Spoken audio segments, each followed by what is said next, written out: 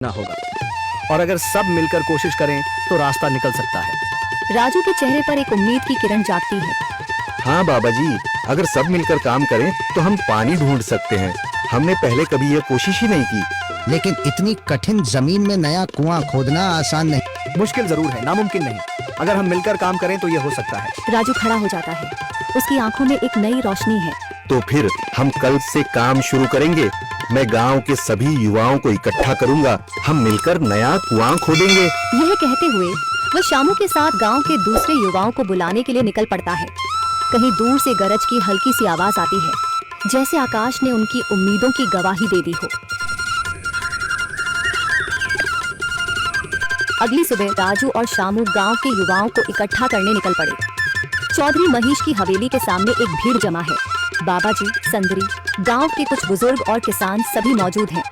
हम हाथ पर हाथ रखकर नहीं बैठ सकते। अगर अल्लाह ने हमें हिम्मत दी है तो हमें खुद पानी के लिए मेहनत करनी होगी। हम एक नया कुआं खोदेंगे। लेकिन राजू, क्या हमें यकीन है कि वहाँ पानी मिलेगा?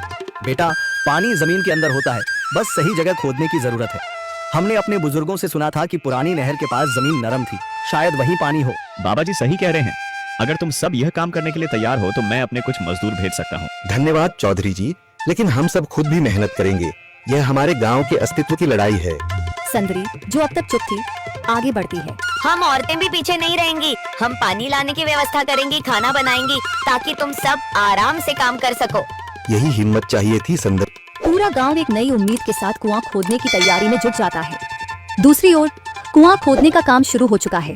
राजू, शामू और दूसरे युवा बेलचे चलाने लगते हैं। मिट्टी बाहर निकाली जाने लगती है। तेज गर्मी के बावजूद सब पूरी हिम्मत के साथ जुटे हुए हैं।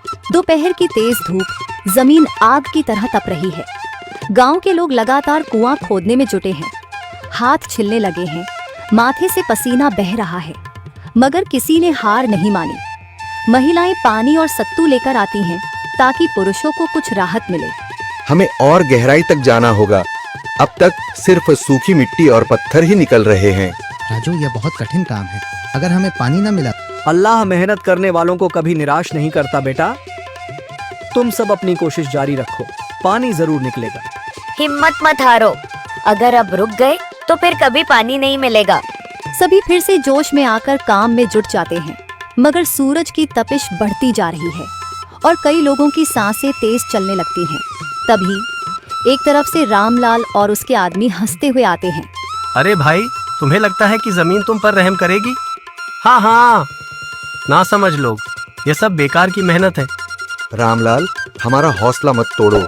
अगर तुम मदद नहीं कर सकते तो कम से कम मजाक भी मत उड़ाओ। मदद? हाँ, मैं अपने कुएं का पानी बेच सकता हूँ, मगर मुफ्त में नहीं दूंगा। राजू सब अनसुना कर फिर काम में लग जाता है। शाम होने लगती है, लेकिन अभी तक पानी का नामो निशान नहीं। कुछ लोग मायूस होकर पीछे हटने लगते हैं। राजू, शायद रामलाल सही कह रहा है, यह सब बेकार है। नहीं शामू, हमें हार नहीं माननी। अगर आज हार गए तो फिर कभी हिम्मत नहीं कर पाएंगे।